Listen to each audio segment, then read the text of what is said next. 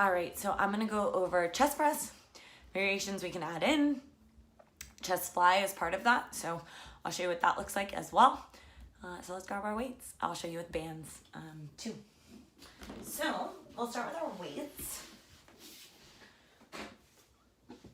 So chest press, we want to make sure that our feet are planted on the ground, obviously if we're doing a floor press, but if you're doing a bench press, you also want to make sure your feet are planted on the ground because we want to make sure our lower body is turned on. It's going to support our upper body, specifically as we start to get heavier in our weights.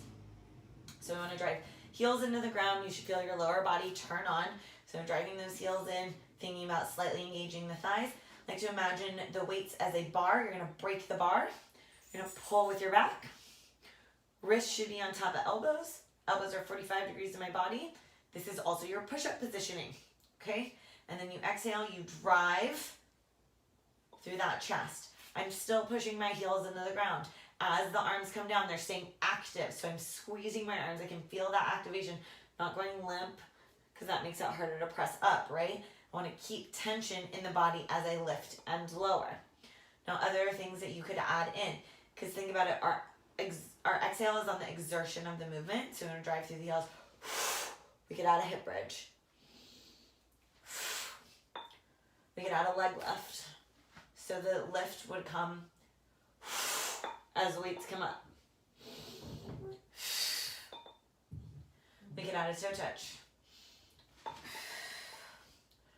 We could do the single arm, right?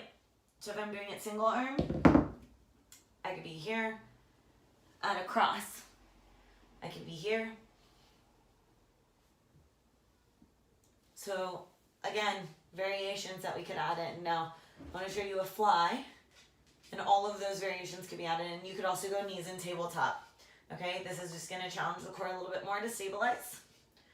And go here for our fly. Soft bend in the elbows.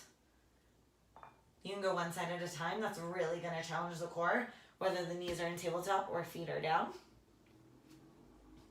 Could always go left, right, both together. You can add an extension here.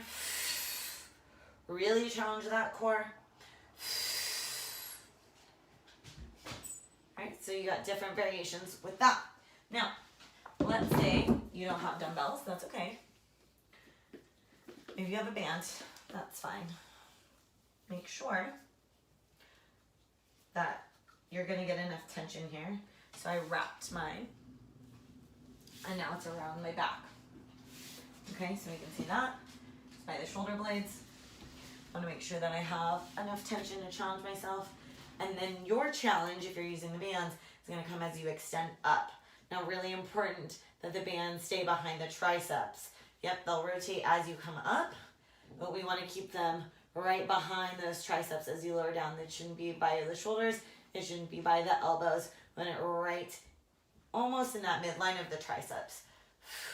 And that's going to give you tension as you come up. And remember, you can make more tension by choking up on the band.